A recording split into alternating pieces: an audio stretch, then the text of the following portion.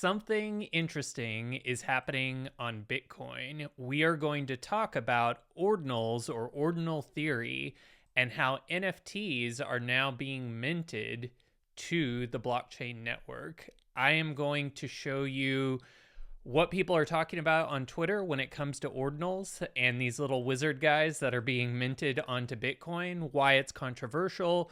We'll look at how you can buy an ordinal. It's very early on, and these are very speculative, but you'll see that there's already a growing enthusiasm and hype around these. So phoenixdown.eth says, I just bought an Ordinals inscription and it was the most exciting experience I've had in NFTs for ages.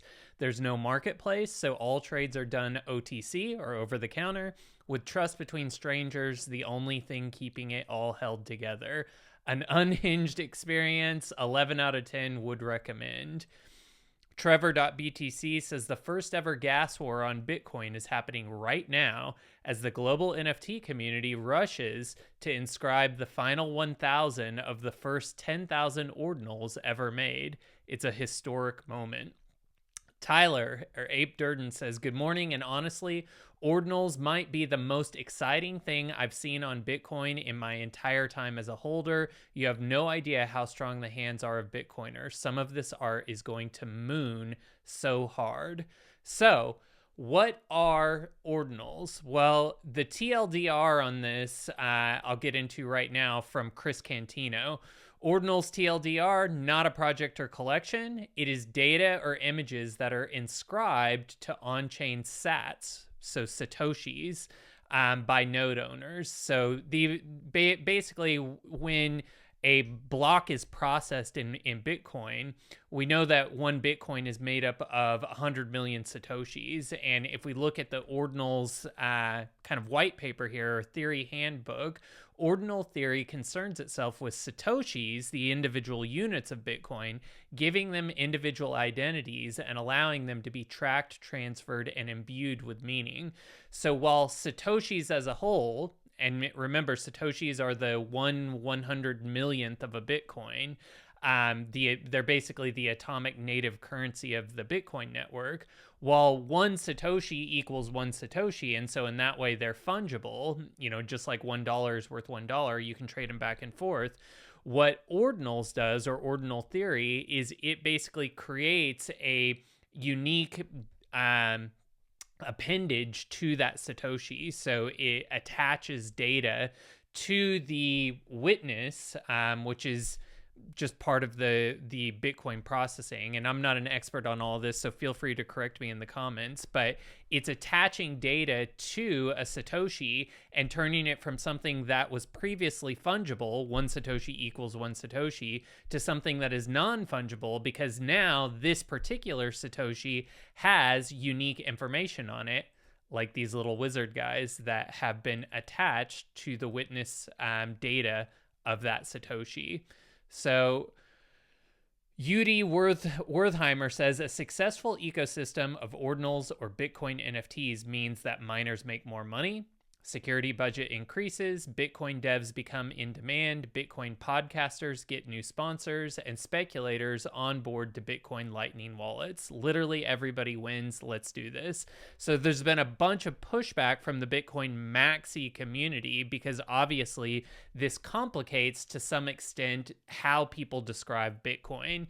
If Bitcoin is just sovereign currency, an ability to take sovereignty over your financial situation, one Bitcoin equals one Bitcoin, that's relatively simple to explain, even though, as we know, anybody who's been in crypto, explaining Bitcoin to a newbie is never easy. Well, now that there is this information layer that's being developed on top of Bitcoin, either via Lightning Network, Ordinals, etc., it means that one Bitcoin doesn't always equal one Bitcoin, because when broken down into Satoshis, each Satoshi can potentially become non-fungible with information or images like these being attached.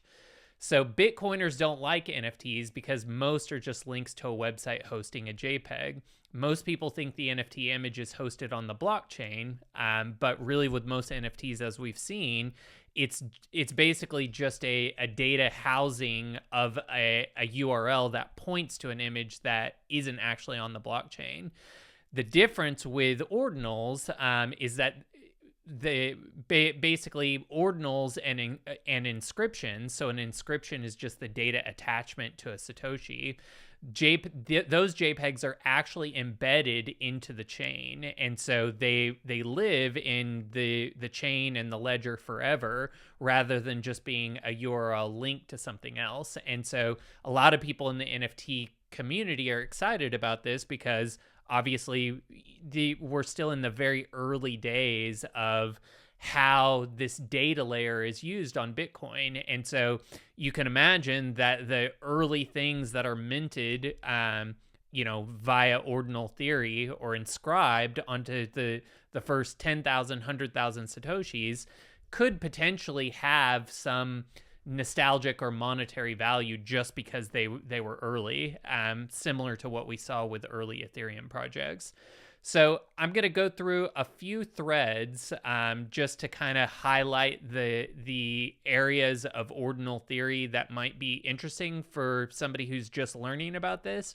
I'm also going to point to a couple people on Twitter that can help you figure out how to buy an ordinal or create your own ordinal. So I'm not an expert. I'm just going to use my pointing skills to point to important people online that are talking about this. And then we'll look at a new tool that allows you to create your own ordinal inscription.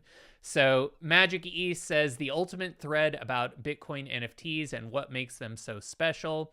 So Rotomore, and this is Casey Rotomore, who is a former Bitcoin Core contributor, has designed and deployed a new protocol called Ordinals to transfer individual Satoshis on the Bitcoin network and use this to create an anchor to peg it into an NFT. So we'll get into that. What are ordinals? Ordinals are a numbering scheme for Satoshis. And remember, Satoshis are the native atomic unit of Bitcoin. There's 100 million Satoshis in each Bitcoin. So ordinals are a numbering scheme for Satoshis that allows tracking and transferring individual sats. These numbers are called ordinal numbers. In ordinals, they call them digital artifacts, not NFTs. So, since this is early stages, even though ordinals have some of the properties of an NFT, unique traits, unique properties, the ability to, upload various types of data. Currently, at least in the ordinal community, Casey has been calling these digital artifacts, while many in the community are calling them NFTs, since it's an easy way to understand kind of how the data is housed. So what is a digital artifact? Digital artifacts are NFTs, but not all NFTs are digital artifacts. Digital artifacts are NFTs held to a higher standard, closer to their ideal. So with the Ordinal project, they're calling them digital artifacts to separate the fact that many NFTs are not held to a high standard of what data is actually pointed to in that particular NFT, where with a digital artifact, these are on-chain and it's a higher level of basically the data not being able to change. So for an NFT to be a digital artifact, it must be decentralized, immutable, on-chain, and unrestricted. And so you can see how this higher standard creates an interesting quandary for people in Ethereum, AVAX, etc., NFT communities, because if this higher standard takes off and there are tools and marketplaces and explorers that are built on top of Bitcoin, well, this could disrupt the NFT scene and allow digital artifacts to become kind of the true native asset for guaranteeing ownership of a certain piece of data. So let's talk about what are inscriptions. Magic East says they are digital artifacts native to the Bitcoin blockchain. They are created by inscribing sats with content using the Ord client and can be viewed with the Ordinals Explorer. They do not require a separate token, a side chain, or changing Bitcoin. So you can see here, this is what the Ordinals Explorer looks like. Basically, when you're looking at an inscription, the inscription is numbered, and then the data attached to that and the relevant content to that ord is here. So these inscriptions must be viewed through some kind of a explorer, and ordinals.com is the explorer of choice right now for these inscriptions.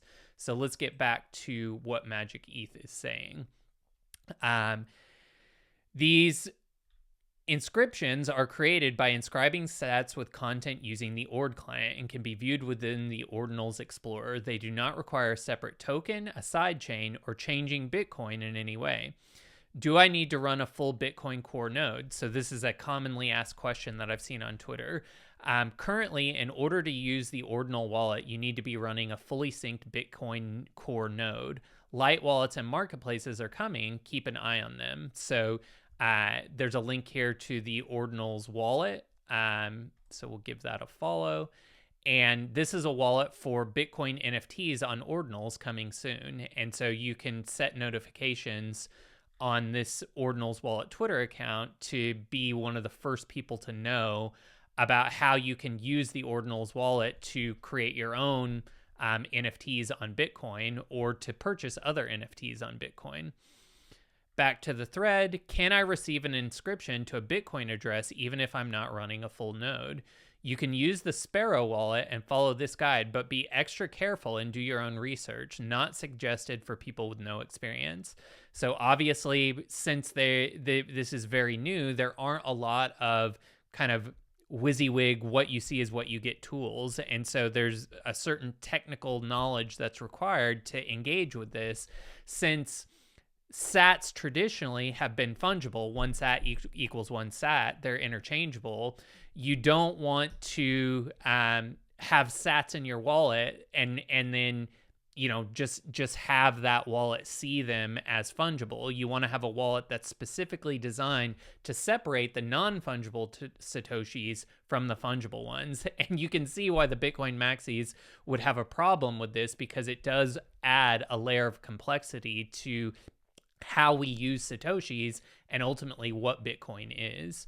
So where do I go to buy inscriptions? How do I find projects? Currently, trades are over the counter. You can search on Twitter or find Discord servers. Make sure you check Ordinal's Discord and try to chat with people. I'll try to mention some of the first BTC projects below. So again, early stages, no marketplace on this.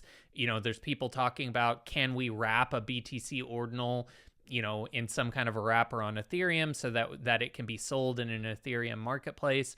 This is all TBD. You know, this is a great example of being so early to something that a lot of the initial problems haven't been solved. And so if you're an innovator or a developer, this could be an interesting project for you to get involved in, and really kind of elevate your name and your skill set within the Web3 community. So back to Magic ETH's thread, what are some of the first ordinals and what makes them special? At the time of writing this thread, there are 10,500 inscriptions. In my humble opinion, every project is already a part of history. Below, I'll list some of them and give some info to make your research easier. Before you check the list below, I have to say that many projects might be missing, and I'll try to keep the thread updated and add more every day. Here we go. So Bitcoin Shrooms. We can follow each of these to make sure that we're getting updates. Bitcoin's first ever ordinal collection, inscription number 19. They were born on October 2022, block height 772919. The first Bitcoin Shrooms inscription is published. So we can see what that looks like here.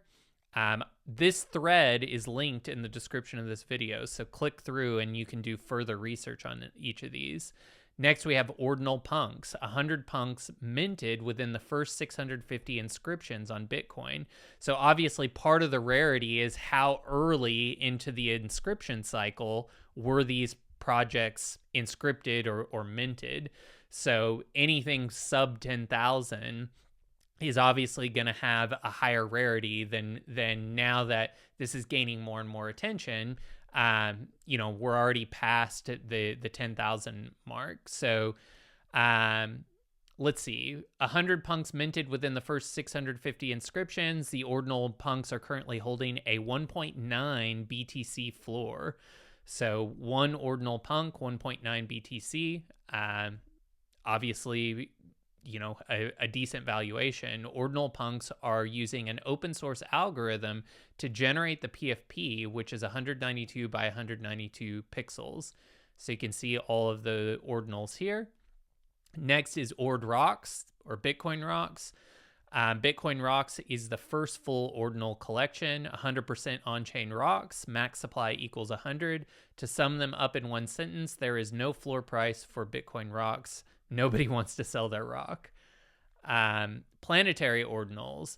The inscription time is around the same time as punks and rocks, so early enough to be precious as well. Their highest sale is 1 ETH after a quick look at their Discord. Inscribed Pepe is 69 pixelated Pepes inscribed until the end of time on the Bitcoin blockchain. Sub 3,000 inscriptions. Many notable people own one, like Dingaling, etc., who is a big NFT collector. So obviously you can click through to these pages and learn more about each of the projects. This video's intention is really just to point you to some of these threads so that you can do more research. And we'll get into some threads where you can figure out how to create your own ordinal here in a second. Gold Rush BTC is another project. Anti-NFT BTC maxis, 100 of 100 OG collection BTC Ordinals. All maxis are sub 2,500. Ordinal Smokes, sub 4,000 inscriptions. Ordinal Penguins. BTC Skulls. BTC Toads. BTC Booze. So I'll link to this thread, and obviously Magic is continuing to update this thread. Magic says, "This is my first Twitter thread. I hope that you enjoyed reading this and learned something new. Feel free to follow and retweet so that I can make more threads." I am going to link this tweet in the description. Feel free to retweet that. Follow Magic for further updates on the way that they're thinking about ordinals and NFTs on Bitcoin.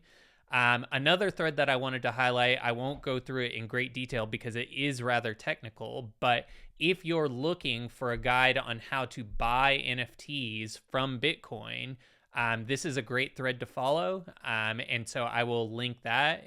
Dada writes a guide to buying ordinal NFTs for Ethereum people who are Bitcoin curious. And it goes through currently the OTC process for buying these. Dada wrote another thread called A Guide to Creating Bitcoin NFTs for Ethereum People Who Are Bitcoin Curious. And basically minting NFTs on Bitcoin is currently being called inscribing. So this thread is linked in the description below. It goes through really the rather technical process of inscribing an image onto one of these sats, and requires that you set up a full node, Bitcoin node, which you could do through AWS Marketplace if you wanted. Also, I will link to this thread, Satoshiables, which is a series of 5,000 unique Satoshi NFTs. They have launched a experimental product called Ordinals Bot. And Ordinals Bot, I have not used this, so use at your own discretion. Make sure that you're using a burner wallet so that you, don't accidentally send something that you don't want to send. But Ordinals Bot looks to be a way to upload and more easily create an ordinal. So I will link this in the description below as well. Anyhow, I'll leave it at that. Obviously, there's a lot of excitement around being able to create ordinals or inscriptions. You can go to ordinals.com to learn more about it and read the white paper. The website, since there's a lot of traffic has been going to it, has kind of been up and down. So if we try to log on right now, it is up right now, and you can see the Explorer and kind of the latest things that are being minted or inscribed on the Bitcoin network. So take a look at that. If we click this more button, we can see all kinds of strange things being inscribed. But head on over to ordinals.com and you can see all of the latest inscriptions. All of the links that we covered in this video will be in the description so that you can learn more. And let me know, are you a Bitcoin maxi that thinks this is terrible for Bitcoin, or are you an NFT lover that thinks that this is going to be an awesome new addition and higher caliber way to offer NFTs to the public? Anyhow, I'm John Ray with NF Treasure and NFT Threads. Thanks for watching. We'll see you in the next one. Bye.